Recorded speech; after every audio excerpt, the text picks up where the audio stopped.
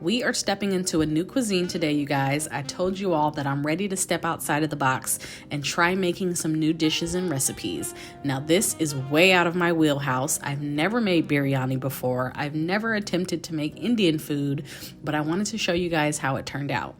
So today we're making a lamb biryani. For those that are unfamiliar, it's a mixed rice dish that's layered in a cooking vessel such as a Dutch oven, something ideally with a tight fitting lid. There are tons of different variations of this recipe. You can totally switch up the protein of chicken, lamb, beef. You can also go straight veg and it'll still be delicious. This one in particular is made with marinated lamb shoulder that was prepared the previous day. I would highly suggest to allow the meat to marinate overnight for the best results. So this dish is very complex, you guys, as it is made up of various different components that come together to create this beautiful rice dish. Everything works together so well, from the aromatic basmati rice to the saffron milk to the fried onions, loads of spices, and of course the lamb shoulder that's marinated in Greek yogurt and spices. I always have all of the ingredients listed in the caption just in case you're new here.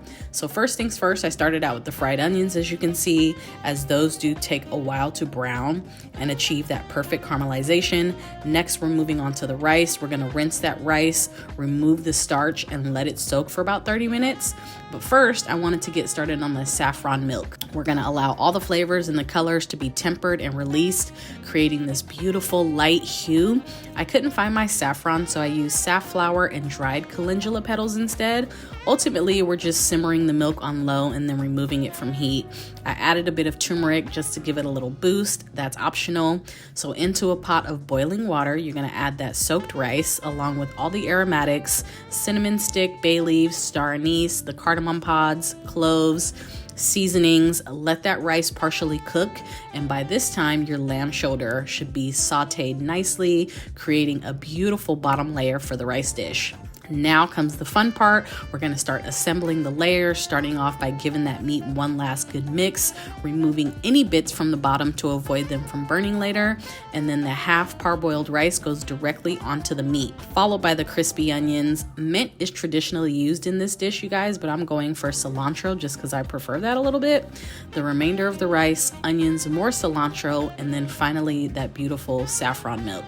So for an extra pop of color, we're going to add some paprika and turmeric. When we start mixing up everything just looks so beautiful. The colors will pop in just so many different shades. Next step is important, you guys. You want to add a layer of foil in between the Dutch oven and the lid to avoid any steam from escaping during the cooking process, which takes about 15 to 20 minutes on low. And then you're going to remove that from the heat and allow it to rest for an additional 15 minutes with the lid on.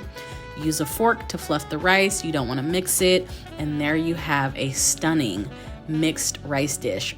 Perfectly paired, you guys, with a butter chicken and a delicious garlic naan. Are you kidding me? But if you're feeling adventurous, try it out. Even some of my family members who are not fans of Indian food said the dish was really tasty and delicious.